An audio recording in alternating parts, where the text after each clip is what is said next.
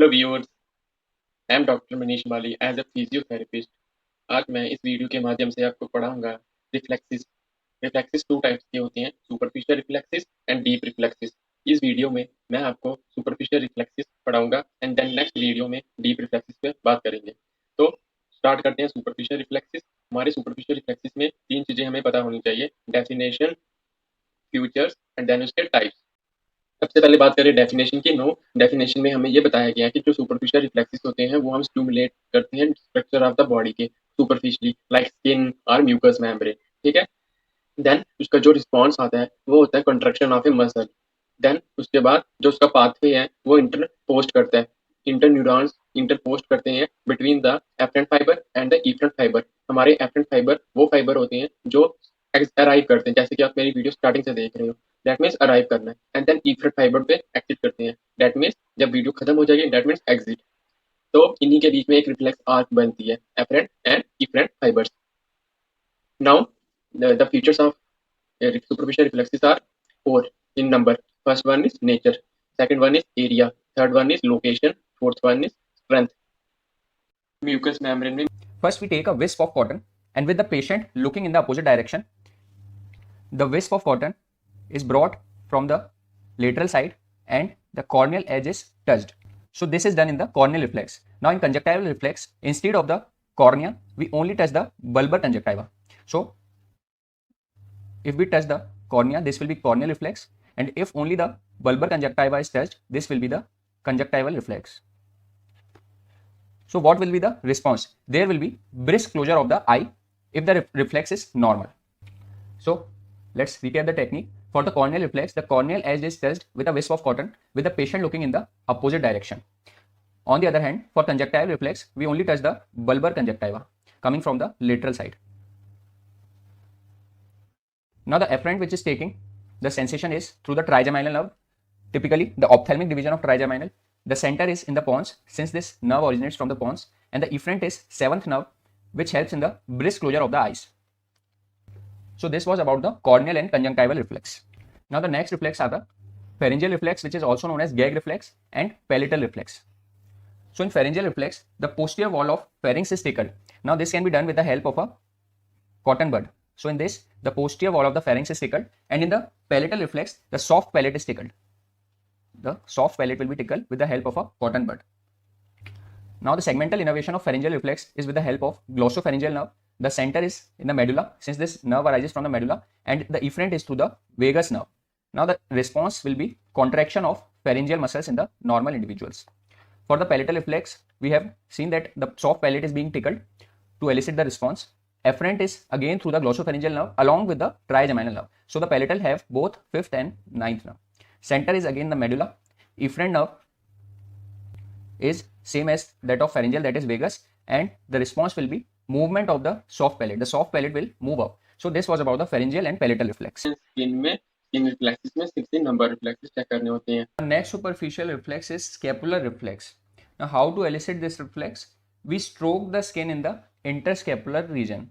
We will stroke the skin in the interscapular region from above downwards with the help of a blunt object. Now the normal reflex will contract the scapular muscles. There will be contraction of the scapular muscles. So we stroke the skin in the interscapular area. The segmental innervation being afferent nerve is C4 and C5 nerves. Center is C4 C5 segment of the spinal cord, and efferent being dorsal scapular nerve. And the normal response will be contraction of the scapular muscles. So this was the scapular reflex. Now the next superficial reflex is abdominal reflex.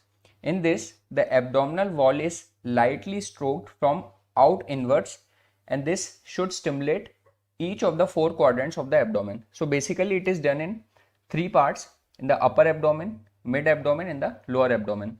So we stroke the abdomen along the arrangement of the muscle fibers like this, and the stroke should not cross the midline on each side. So the segmental innervation for upper abdominal reflex is T7 to T9, for mid abdomen is T9 to T10, and for lower abdomen is T11 and T12. Now what will be the normal response? The muscles in the quadrant stimulated will contract and the umbilicus will move in that direction. So there will be, suppose we are stroking here, so the umbilicus will move in this direction and the muscles will contract. If we are stroking in this direction, the umbilicus will move here and the muscles will contract here. This will be the direction of muscular contraction and the umbilicus will be moved to this direction. Now the next superficial reflex is the cremastic reflex. In this, the upper and inner part of the thigh is stroked in downward and inward direction. So we stroke from above downwards, and the normal response being the contraction of cremastic muscle which pulls up the scrotum and testicle on the same side. So there will be pulling up of the scrotum and testicle. Fifth one is bulbocavernous reflex. In this reflex, pinching the dorsum of the glans penis, you will see the result contraction of the muscle. Which muscle? Bulbocavernous muscle. Level spinal segment involved S3 and S4. Last one is anal reflex. Now scratch or stroke the skin near anus. The response is contraction of the anal sphincter. Root value S3, S4. Last reflex is plantar reflex, and I have already made a separate video lecture on this reflex of all the abnormalities, various methods of elicitation, what is the minimal plantar reflex, plantar equivalents. So you can check out that lecture. Now the important point about the superficial reflexes is that in cases of upper motor neuron palsy, all the superficial reflexes are lost. Superficial reflexes are lost below the lesion.